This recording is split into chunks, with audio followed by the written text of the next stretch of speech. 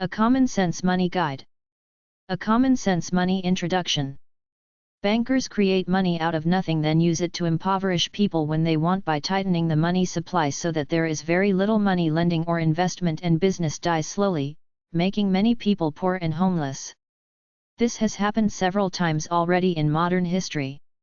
It's happening now, but you never see the true state of affairs on TV because it's like Charles Dickens said at the start of A Tale of Two Cities, it's the best of times if you got money and the worst of times if you don't. This book is not about how the human race has organized itself around the chase for money, which is a really bad way to live if you look at ants. They take care of each other.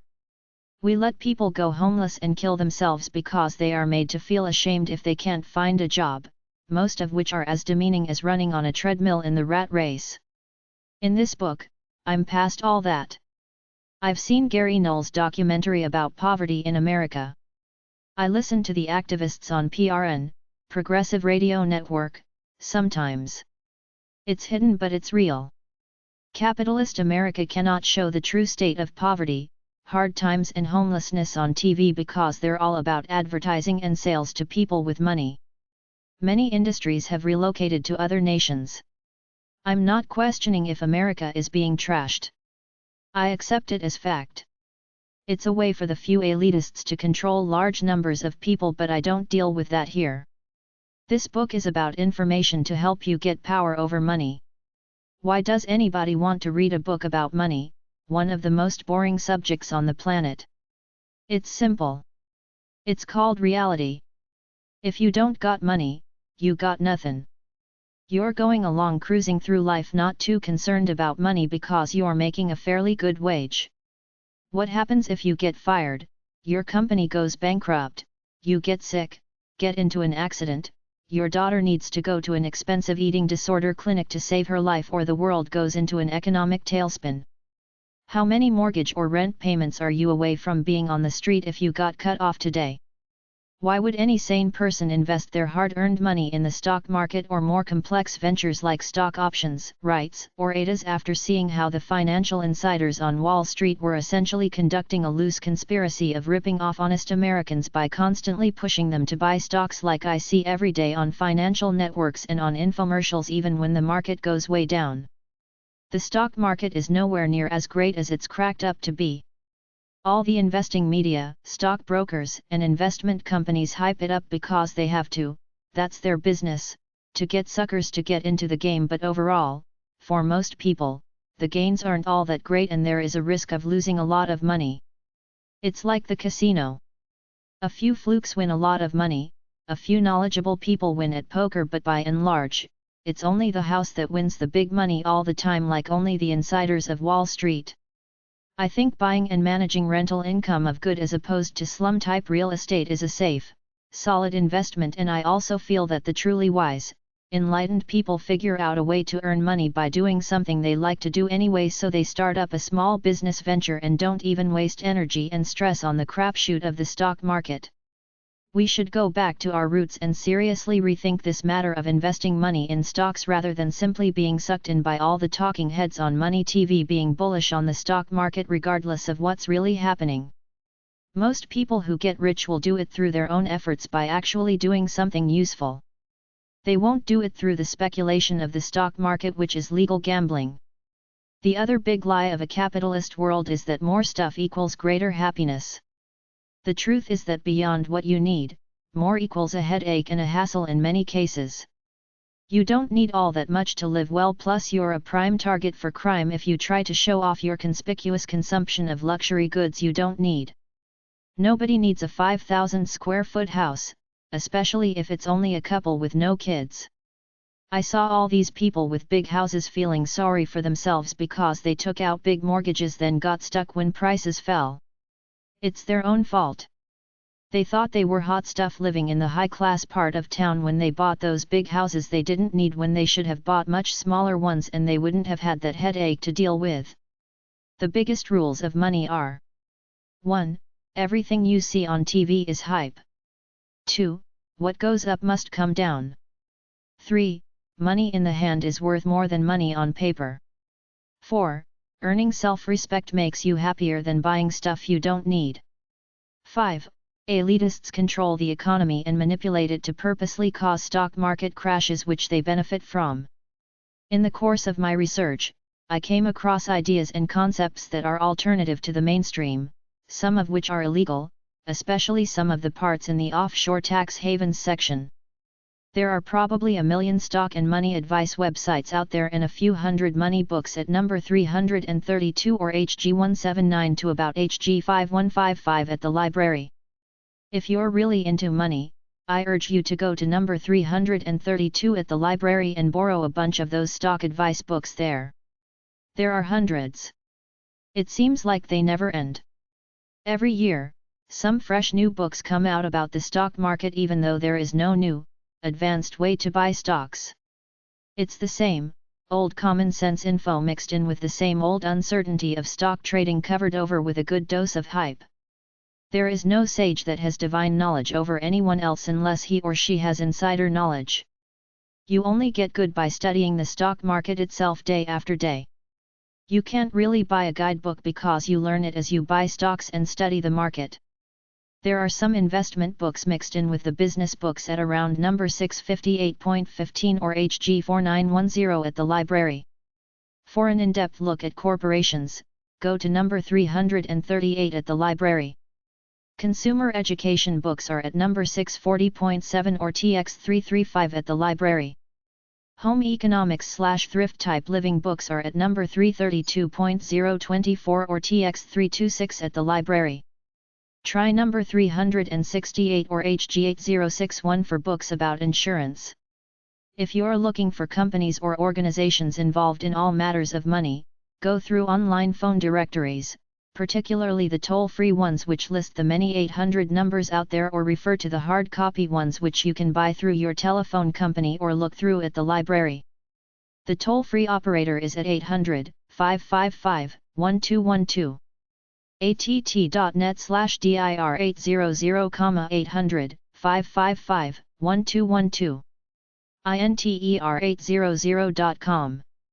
Canada tollfree.simpatico.ca, Canadian toll-free directory. oak.oakland.edu/pub/miscellaneous/telephone/tollfree.number. oak.oakland.edu/pub/miscellaneous/telephone 1800help.inf. sms800.com, 888 SMS 3300. tollfree.att.net. tollfree.att.net/dir800. Toll-free information operator. 800-555-1212. tollfree.att.net/dir800. You can call for toll-free directory assistance. If you need assistance with a touch-tone deaf phone, call 800-555-1155. Get the free Consumer's Resource Handbook and the publications catalog from the federal government's Consumer Information Center, Pueblo, Colorado 81009, pueblo.gsa.gov, 202-208-7679, 888-8 Pueblo. It contains listings of consumer protection agencies, major corporations, trade organizations plus the addresses of many state government agencies. To find an expert in anything, try exp.com, guru.com or elance.com. Elance.com is a service resource provider, offering info about companies who offer all manner of services. Join Money Magazine's Money Book Club, money.com. If you're interested in how to build a house, even an alternative house, refer to My Family and Home Book or go to number 690-699 at the library. For extensive information about the business side of money, refer to my book Business Book. Chapter 1. Be intuitively frugal the old-fashioned way. Old school grandpa money advice 1. Get power over money. It's not just your mindset. You need a certain amount of money to pay bills and not be homeless and desperate. I have no problem with trying to get rich for financial security's sake. I think it's noble to work hard to try to succeed at work or in business. My problem is the greed factor, partially fueled by massive indoctrination about materialism and being cool and popular on TV. They always want you to buy the latest stuff as if that is going to elevate your state of being. All investments besides a bank account, gold, and cash are a risk. The stock market is hyped up every day on TV. Is the risk and emotional toll really worth it for the chance not certainty to make more money with your savings that you would risk it on buying stocks, mutual funds, etc.? You could lose it all because of some insider greedsters that control the stock market cycles. Just look at history. How quickly we forget. Every new generation falls prey to the hype on Wall Street, invests their hard-earned money, ends up losing money and getting a lot of anxiety out of it in the end. There are better ways to live than to be one of those clones watching financial TV every day. This book steps back from the hype and says be real. Live a down-to-earth life day by day. Go easy on the far-off dreams and fantasies of greed. In the old days before 1970, there was no game show pop culture mentality like win the big lottery, go on TV, win a talent contest and be a star, or figure out some gimmick like Pet Rocks or the Chia Pet then get rich quick by selling 1 million of them. Nowadays you can buy lottery tickets in pretty well every state. There are lots of talent shows on TV and there are tons of get rich quick, work at home business ideas and scams going around. Less than 1% of people get rich quick with some gimmick or idea, but looking at modern society, many people think they'll get rich by suddenly becoming a pop star, a model winning the lottery, creating some gimmick like a new purse line, fashion line, etc., or something like that. Nothing much has changed since your grandfather's time. Get real. Live in the real world. Don't fall for the glitter on TV and on the internet. When polled about their biggest mistake in money management, most people say they should have started saving money and investing it in the stock market when they were younger. The smartest thing most people say they did was save money and invest it in stocks and funds. Almost all middle-aged, middle-class investors will tell you to hold no debt beyond your mortgage. Don't buy a new car, it's a waste of money. Buy used. If you can't afford something, don't buy it rather than go into debt for it. Save, save, save. There are a few basic facts of money everybody should know. Firstly, nobody has a more vested interest in your money than you, which is why you should trust absolutely no one when it comes to your money, either lending it, letting them know where you keep it, or so-called professionals managing it. Unless they have insider knowledge, nobody has a crystal ball on the market. The best you and anyone else can do are educated guesses. Everybody is on the same level playing field. Everybody has to deal with money. You can either be smart, learn about it, or be stupid and lose a little here, a little there, which don't a big deal if you're rich, but the thing is that most of us don't rich. Know what your assets are and your debts. Eliminate debt. Don't keep your assets spread too thin.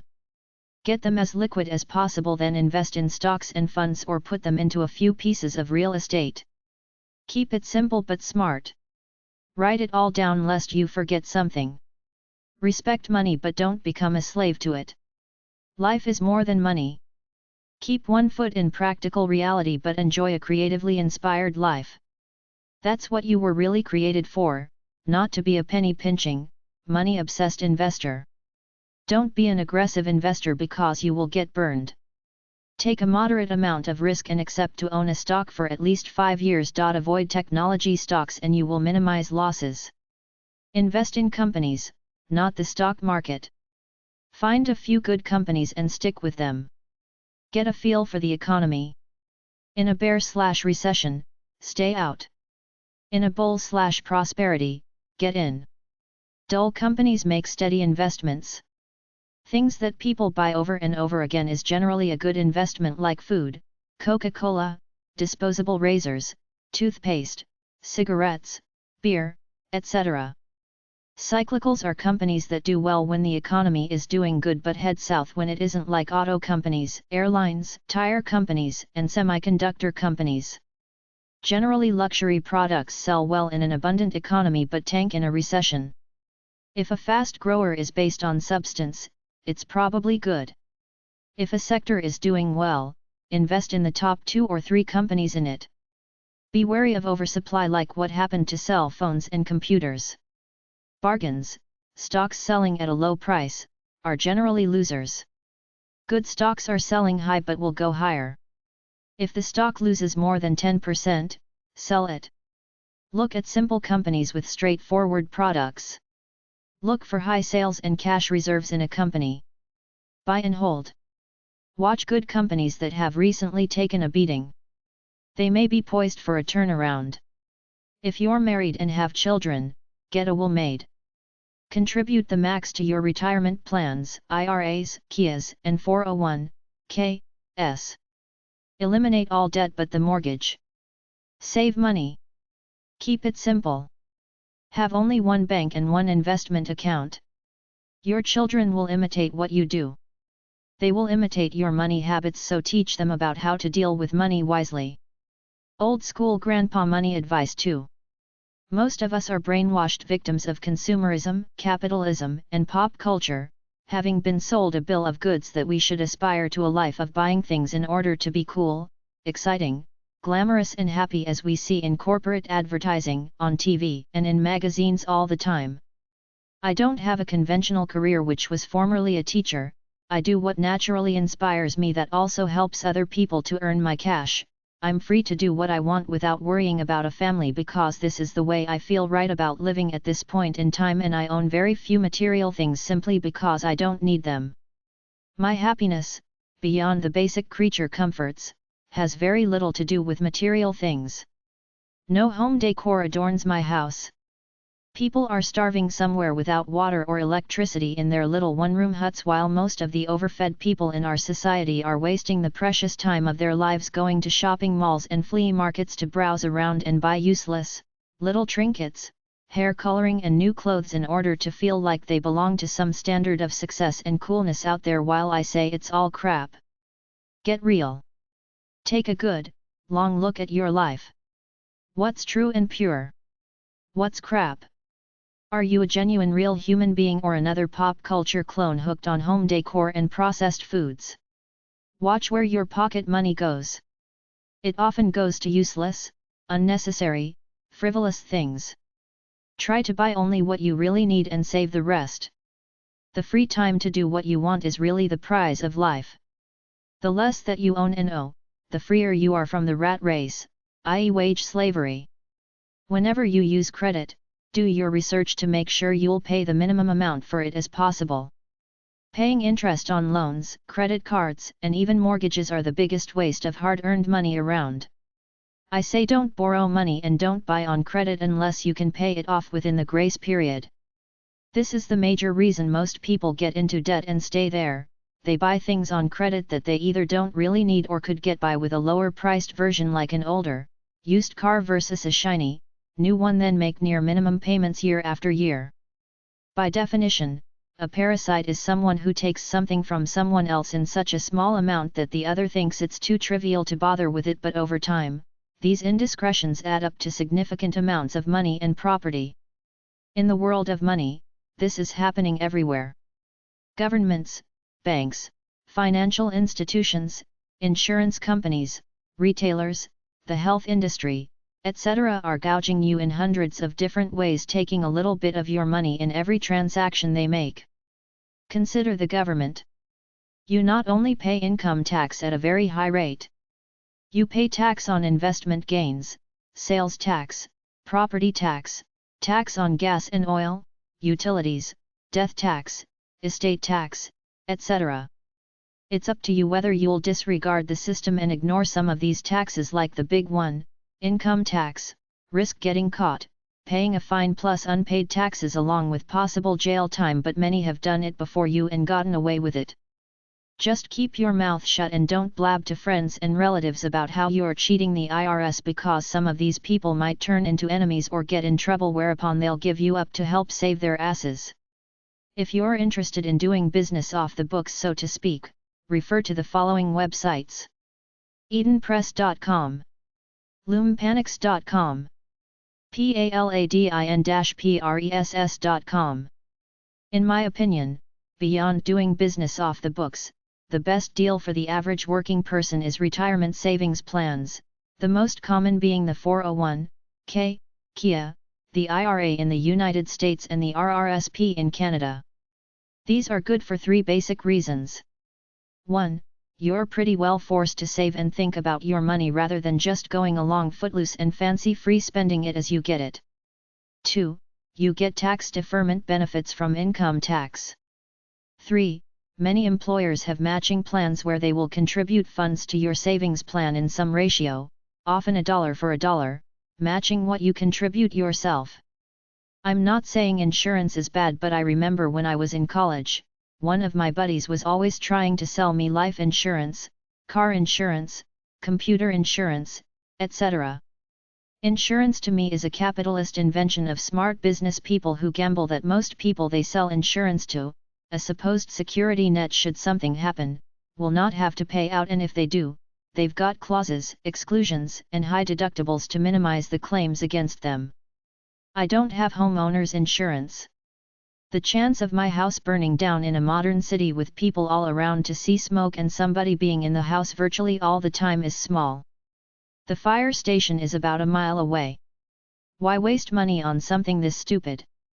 In the unlikely case that it burns down, I'll accept it, Sira, and move into a trailer somewhere.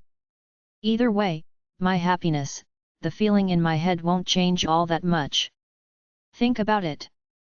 If you save that money instead of spending it on insurance, you will create your own reasonable safety net after several years.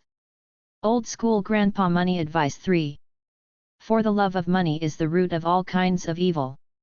Some people, eager for money, have wandered from the faith and pierced themselves with many griefs. 1 Timothy 6:10. I know of nothing more despicable and pathetic than a man who devotes all the hours of the waking day to the making of money for money's sake. John D. Rockefeller. If you can actually count your money, then you are not really a rich man. Rich guy. There is risk in all investments, as Mark Twain observed over 100 years ago, October. This is one of the peculiar dangerous months to speculate in stocks.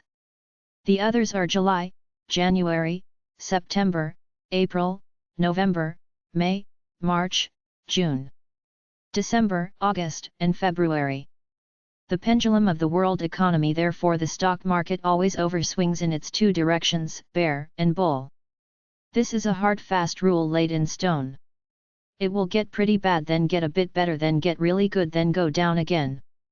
This is partially due to manipulation by world bankers, see relevant section, and partially out of anyone's control.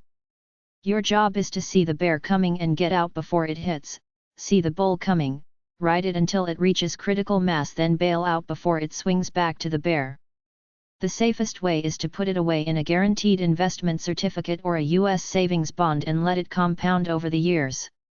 Some people don't have the stomach for stocks, even the big, safe, stable ones, especially if they have lived through a recession where their savings were trashed. Others say mutual funds are the greatest investment because your risk is diversified, but if the stock market goes down as a whole, 95% of the stocks in a mutual fund will go down, whereas if you have a good stock, it will weather all storms as some do during bear markets. I have easily scanned at least 100 books on money, and the one constant I have found about them all except for this one is that the authors were all guilty of tunnel vision money babble, that is that they complexified the topic and pursuit of money beyond reason to absurdity, such that they probably spent a large part of their lives following this very boring subject day by day, such as in watching their investments via the stock market, but more than that, they lost themselves as human beings. By wasting their valuable lives way overanalyzing the stock market and other investments with their macro theories that average Joe can't relate to nor wants to waste time on because it's useless. They're all there trying to tell some guy with a modest amount of money to waste his time watching for this trend, and when that happens, buy these kinds of stocks, advice that's so general and ivory tower that average Joe can't relate and doesn't want to. They're talking about all these obscure indexes, the world economy and the Federal Reserve Board manipulating interest rates, while average Joe has got about $50,000 saved up and can afford maybe 5 to 10 stocks, so none of this stuff relates. It's simple. You just pick good stocks in either stable industries or stable companies in growth industries, buy them and forget about them for the next few years. Spending your time obsessing over the stock market is the biggest waste of life around. Jesus threw the money changers out of the temple. Henry David Thoreau said a man shouldn't need more than his 10 fingers to count his money transactions on and should be able to keep his accounts on his thumbnail. Some people see the entire business of making money with money as morally wrong because it creates nothing of value and makes money at the expense of other people, which is not really true because you are actually investing in corporations and putting faith in their potential, which signifies risk. When times are good, everybody wins and nobody loses, but when times are bad, everybody loses. First off, investing is gambling, albeit intelligent gambling if you are educated about it, so listen to no one but your own research. Right off the bat, I'm going to tell you that I studied all the major research methods and read a lot of books and magazines about investing, and the bottom line is that beyond a certain elementary understanding of the system, nobody knows anything more than anybody else unless they have a piece of insider knowledge. Don't trust any experts or method wholeheartedly. I started out in mutual funds, which are really wimp investments, moved into stocks for better gains, got into tech stocks, realized they could be risky, so I focused only on stable infrastructure stocks. When the market crashes or goes through the proverbial correction, tech stocks always lose big time but recover quickly. You have to have patience with stocks, buy several good ones and sit on them. Beyond tech stocks, for security's sake, I invest in the slow, dull stable retail stocks like Home Depot, Walmart, Kmart, Charles Schwab, etc. The only way to pick a winner is to look at a company for what it really is, a competing business in a specific industry. Look at it as a whole, not from the perspective of the numbers game, i.e., the P/Es, the betas, etc. This is my philosophy for picking stocks and my slant in this book. I know a day trader who doesn't give a damn about anything but the graph. As long as it's going up, he holds. When it slips for that first 1/4, he sells. The bottom line is really the graph. Does it keep going up? That's all you really need to know. For money books, you will find a whole slew at number 332 of the library or via Money Magazine's Money Book Club. The world is now changing so fast that the rules of the past don't apply. The only way to win is via good, current research. You need good print media, good business TV and good internet websites, but be wary of the source of any information. If the source of what's being hyped is the owner or broker, don't listen too much. Listen to objective information only. I read about one report about a roller skate company doing great, but that was in the late summer. By the dead of winter, the stocks were way down because nobody roller skates in the winter. You have to watch everything. Information changes so fast that in order to make money, you have to be there to find the gem in an obscure place before it hits the mainstream. Then it's too late because all the sheeple will be taking their crack at this information, which is by then obsolete, and the overinflated stock will probably crash a bit in due time. If it's on the cover of Kiplinger's or Barron's, forget it. The window of opportunity is over. But since many people just gloss over the info on the inside, there's some good stuff there. If you plan to be a serious investor, get on the internet, get a link with one good near real-time stock quote service. Often the free ones you get with your account are good enough. Pick your favorite stocks, then study them regularly. I know one guy who has 4 favorite stocks that often fluctuate by a few bucks, so he buys 1,000 shares then sells a bit later when it goes up by $1 to make $1,000 for the day, but he loses sometimes too.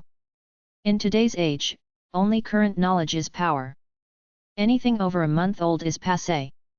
It's all about timing. Don't spread yourself too thin trying to learn about everything. Pick a few small areas/companies and stick with that. Remember, despite all the forecasts, nobody has a crystal ball. There will always be nasty surprises and unforeseen events. Long shots are almost always lost shots.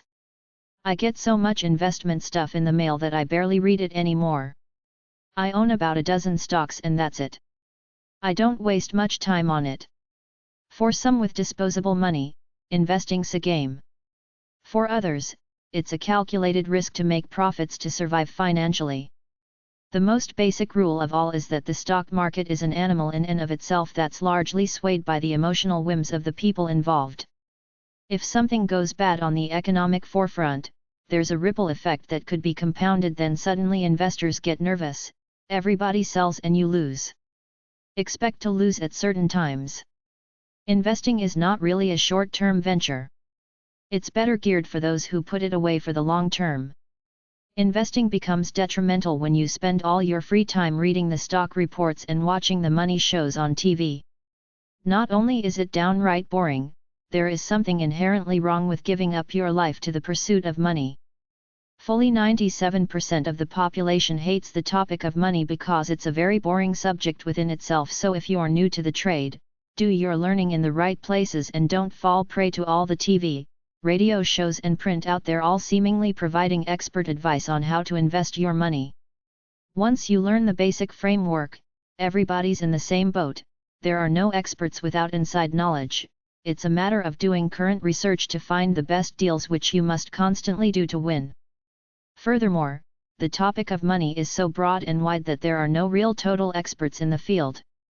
The best any expert can do is to know about a few subtopics. Nobody can possibly keep up with it all. It takes constant reading and refreshing the mind. Keep it simple. Don't get taken in by all the complicated literature out there. Investing is very simple when you get right down to it, and you should keep it that way. It's never too late to make money. Simply by moving your money out of a 5% bank CD into a half-decent mutual fund, of which there are many, you will go up to an easy 20% return, probably more. It's your money, don't part with it lightly. Watch TV shows like the ones on the CNBC network, the PBS Nightly Business and Wall Street Weekly Report on Friday nights if you want, but don't get too addicted. Life was meant to be lived, not to be confused with a bunch of arbitrary numbers, so keep it all in perspective. Anytime I ever get a hot tip from a person, especially someone I don't know too well, I know it will be a dud. Don't go for hot tips from anyone, as I will explain later about scam companies. Avoid risky investments. Unless you're an expert, stay away from futures trading, stock options and stock warrants. The rules of investment are basic. Don't put all your eggs in one basket, meaning diversify. Diversify. Past performance of any investment is all you have, but it's not carved in stone. Nobody really knows the future, so don't fall prey to the delusion that you're special and you can outguess the market. Think long term. Don't get into it as a battle to fight every day and clog your mind with all that boring stuff. Old school grandpa money advice 4.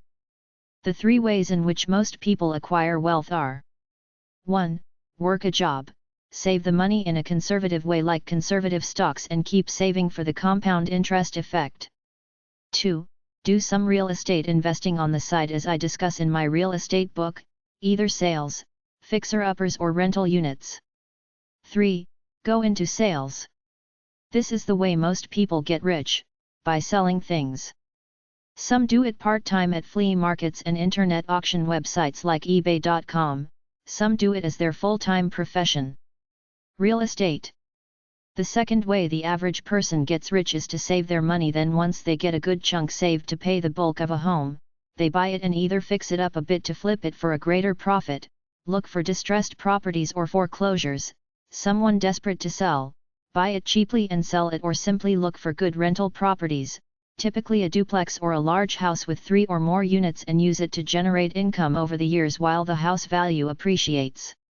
Some middle-class people eventually own 5 or more houses, letting the tenants pay their mortgages while they develop equity in them. Real estate books are at number 332.70 to 333 at the library. Get my real estate book for more information. Sales. Sell something people want. The greatest rules of making money in the business world are that it takes knowledge to get there, and there is often some luck involved, like maybe the spirit of the times is right for you to sell your product, like fitness equipment in the 80s, cell phones in early 90s, internet products in the mid 90s.